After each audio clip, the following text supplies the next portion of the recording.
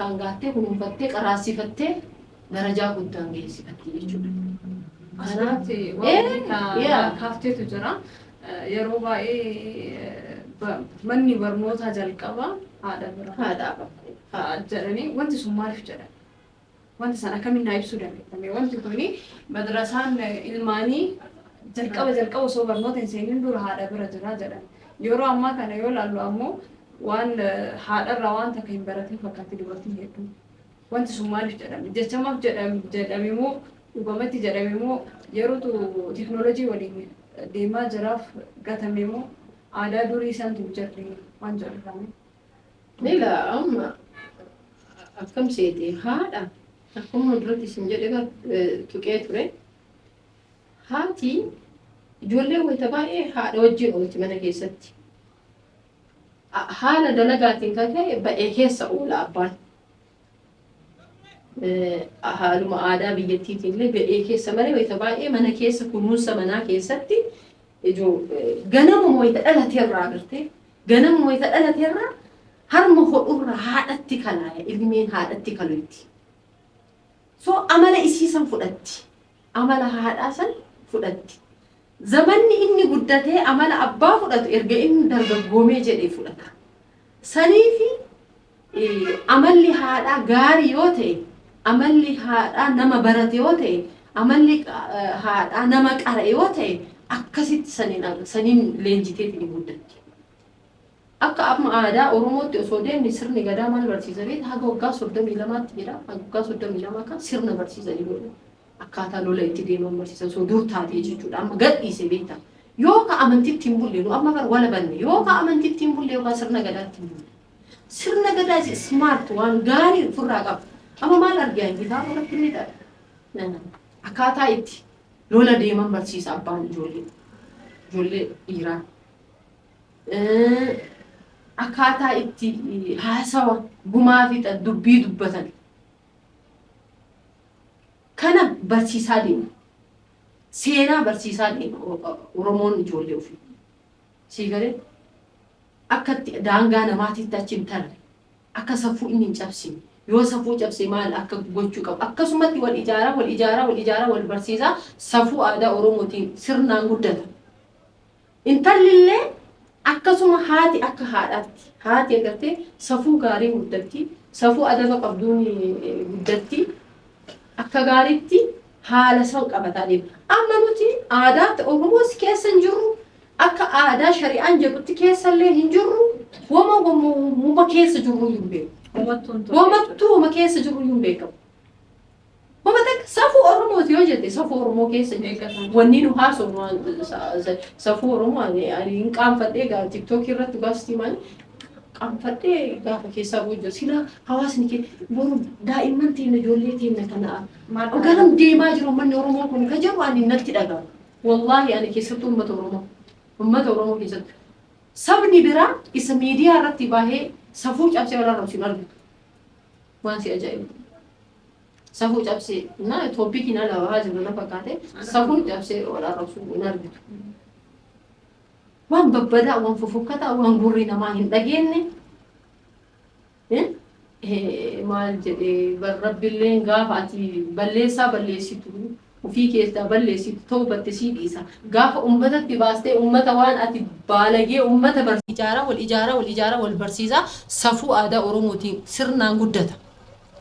Intallillee akkasuma haati akka haadhaatti. Haati agartee safuu gaariin guddatti. Safuu adaba qabduun guddatti. Akka gaariitti haala san qabataa deema. Amma nuti aadaa Oromoos keessa hin jirru. Akka aadaa shari'aan jedhutti keessallee hin jirru. Wama keessa jirru hin beeku. Homattuun tolle jechuudha. Homattuuma keessa jirru hin beekamu. Safuu Oromooti yoo jette safuu Oromoo keessa eeggataan jiru. Wanni nu haasofnu safuu Oromoo ani hin qaanfadhee gaa tiktookii irratti gaastii maali qaanfadhee gaafa keessaa bu'u jiru. Sila hawaasni kee boru daa'imman teenya ijoollee teenya kana garam deemaa jiru manni Oromoo kun ka jiru ani natti dhaga'ama. Wallaahi ani keessattuu uummata Oromoo keessatti sabni biraa isa miidiyaa irratti baahee safuu cabsee wal arrabsu hin argitu. Waan si ajaa'ibu. safuu cabsee na toopikii na lawaa jiru na fakkaate safuu cabsee ol arrabsu hin argitu. Waan babbadaa waan fofokkataa waan gurri namaa hin dhageenye maal jedhee barrabbiilleen gaafa ati balleessaa balleessitu ufii keessaa balleessitu ta'uu batte sii dhiisa gaafa ummatatti baastee ummata waan ati baalagee ummata barsiistu ta'e bar gaafsan dallansuun dhufa. Ka ati balleessite sani yoo ta'uu batte sii dhiisa ta'e akkasuma callisee guyyaa sitti eega gaafa ati ummatatti gadi baatee tiniini ummata gadi baaftee nama biraallee waan hin taane leenjifte gaafsan lolli rabbi. waan ofii badee nama biraalleetiin balleessuudha. Nama biraatti qixxeessitu gaafa ammoo naamusa gaarii nama barsiistee agartee waan gaarii nama barsiisaa deemte hawaasa gaarii barsiisaa deemte waantu jira beeta environmental health irratti reproductive health irratti barate waa yoozii group of maalii ka jedhamtu jira tiimii primary to secondary umrii ijoollummaarra dargaggummaa wayita seentu. Namni tokko amala tokko eessaa argata tokko environmental jechuun naannoo tokko naannoo san jirurraa argataadha. Naannoo irraa argata naannoo jechuun yoo safara san namni dooktarri baay'ate ijoolleen dooktara taati jedha yoo hattuu ta'e safarri hattuu ta'edha. Environmental jechuun kan yoo bakka sona dhabaate saba yoo nama waa dalagu waa ijaaru ta'e safarri sun nama waa ijaaru nama waa dalagu ta'a jedha environmental influence kun. Environmental irratti kun immoo genetical kun zarii irraa. Dandeettiin nama tokko zarii irra deema. Kun immoo environmentalii jedha. So kanaaf primary to secondary nam tokko yoo daa'imummaa irraa dargaggummaatti seenu qaamni isaa kun hormonal influence jira. Hormoonii qaama isaa keessatti dhufutu jira. Dargaggummaan itti dhagahaa maal ta'are biir guruppii san hiriyoota ofii san laalee akka hiriyoonni isaa san taate godhata malee maatii yoo manaa isa gorsuun dhageeffatu jedha. Gorsa maatii san hin dhageeffatu sa'a sanitti jedha. Sa'aatiin itti dogongorri guddaan dhufee jedhu sa'aatii san. Sa'aatiin sun sa'aatii barumsa xiyyeeffannaa sa'aatii environmentii gaarii keessatti guddachuu qabnutu sa'a san. Sa'a san bira taree eegasii umrii wahii wayita gaheessa ta'ee aadaa osoo an akkas godhuu dhabaatee jedhu duubatti deebi'ee ganaaf laalu waytiin sun qaada bira taree. Sikale umrii teenager jedhan 15 16 17 18 teenagerii kana keessatti sa'aatiin itti ilmi namaa qabamuu qabu. Amala gaarii horachuu qabu. Bir guruppii yookaan hiriyyaa gaariitti dabalamuu qabu sa'aatii kana. Yeroon inni itti of balleessuu fi yeroon inni itti sa'aatiin intalli durbaa ulfa gara maleetiif saaxilamtu sa'a kana. Sikale sa'aatiin ilmi dhiiraa itti waa balleesseetiin hin jedhu sa'a kana. Dubartiin takka bar ofii isiitti ulfeessitu bar. Kanaaf yoo ulfa gara maleetiif saaxilte isiin eessa duuka deemti isa duuka deemti. Inni isiin duuka deemte sun diinagdeen homaan qabu saantimii hin qabu isii horachuu hin danda'u sammuudhaan baratee bakka hin geenne akkamitti isii horata deemee daa'imni dhalatu sun akkamii horatama akkamii nama akkamtu dhalatame nam tokko bar waa fuudhuuf waa dhalchuuf waa dhaluuf qophii isa barbaachisa. Diinagdee saantimii daa'ima ofii ilmi dhalate ittiin guddifachuu qaba. Qaraatee ofirraa qabaachuu qaba. Baratee barumsa ofirraa qabaachuu qaba. Maali akkaataan ijoolleen isaa yoo itti dhalatte itti kunuunfatee bakka hin gaatu beekuu qaba.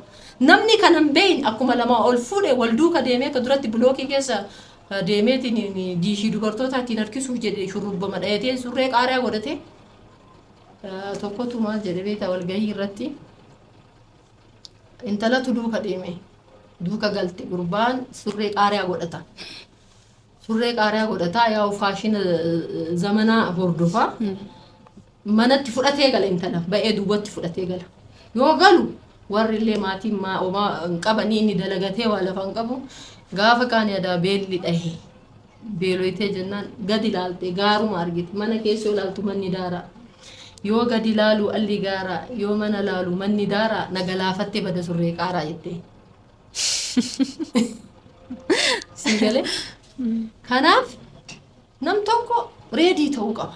Ikonomikaalii reedii qabu. Ilmi dhiiraallee waa bulchuuf akka waa horachuu qaba. Osoo waan balleessin. Qophaa ta'uu qaba. Kanaaf dubartii qofa addatti wanni ilaallu hin jiru. Maal dhiiratu dubartii san akka isii waan hin taane keessa seenu godha jechuudha. Umrii kana keessa jedha saayinsiin umrii dogongorri guddaan itti uumamu sa'a kana. Dogongorri guddaan سيقالي وانو إساني جابسو dhukkuba hin taaneef saaxilamu.